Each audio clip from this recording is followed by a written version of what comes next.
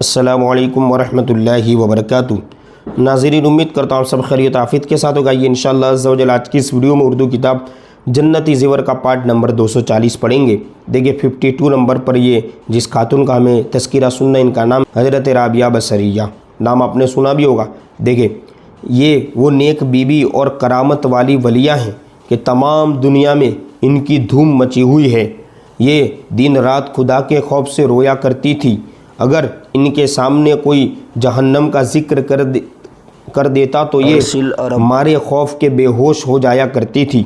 बहुत ज़्यादा नफली नमाज़ें पढ़ा करती थी। खुदा ने इनका दिल इस कदर रोशन कर दिया था कि हज़ारों मील के वाक़ियात की इनको ख़बर हो जाया करती थी, यानी कई दूर मील से इनको पता चल जाता था, बल्कि अपनी आँखों से देख लिया करती थी।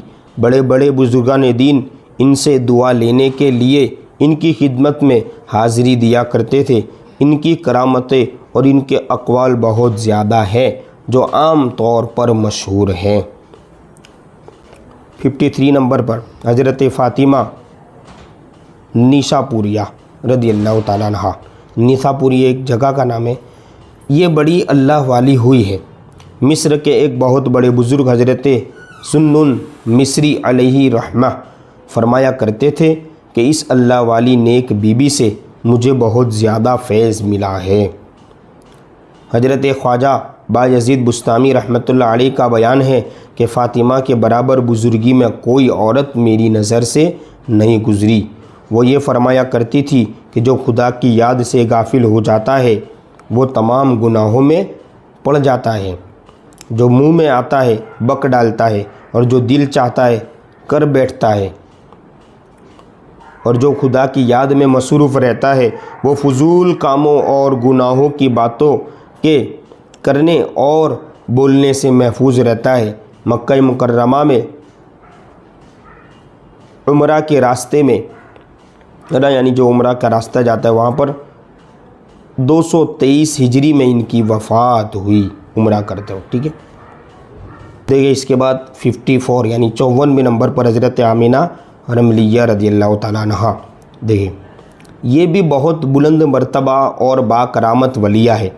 हज़रत बिश्र हाफ़ी रहमतुल्लाह अलैह बहुत बड़े बुज़ुर्ग है ना, जो बहुत बड़े मुहद्दिस और साहिब करामत वली हैं। इनकी मुलाकात के लिए जाया करते थे। एक मरतबा हज़रत बिश्र हाफ़ी रहमतुल्लाह अलैह बीमार हो गई तो हज़रत आमिना रमलिया रदियल्लाहु ताला अन्हा इनकी बीमार पुरसी के लिए गई। इत्तिफ़ाक़ से उसी वक्त हज़रत इमाम अहमद रहमतुल्लाह अलैह है ना भी इयादत के लिए आ गए। जब इनको पता चला कि बीबी आमिना रमलिया रदियल्लाहु ताला अन्हा आई हुई हैं तो हज़रत इमाम अहमद रहमतुल्लाह अलैह ने हज़रत बिश्र हाफ़ी रहमतुल्लाह अलैह से कहा कि इन बीबी साहिबा से हमारे हक़ में दुआ कराइए।